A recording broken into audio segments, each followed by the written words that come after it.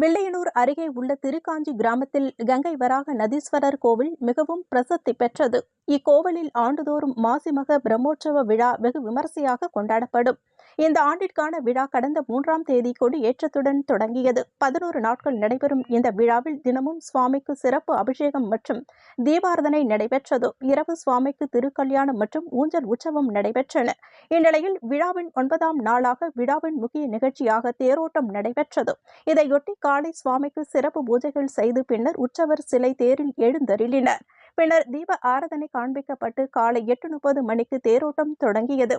இந்நிகழ்ச்சியில் வேளாண் துறை அமைச்சர் தேனி ஜெயக்குமார், இந்து அறநிலையத்துறை ஆணையர் சிவசங்கரன் மற்றும் பொதுமக்கள் கலந்து கொண்டு தேரை வடம் பிடித்து இழுத்தனர். விழாவில் தேர் முக்கிய வீதிகள் வழியாக சென்று மதியம் 12 மணி அளவில் கோவிலை வந்தடைந்தது. வில்லியனூர், புதுச்சேரி உட்பட பல்வேறு பகுதிகளில் இருந்து நூற்றுக்கணக்கான பொதுமக்கள் கலந்து கொண்டு சுவாமி தரிசனம் செய்தனர். இதைத் தொடர்ந்து மாசிமக விழாவின் முக்கிய நிகழ்ச்சியாக கோவில் அருகே உள்ள சங்கராபரணி ஆற்றங்கரையில் தீர்த்தவாரி நிகழ்ச்சி நடைபெறவுள்ளது.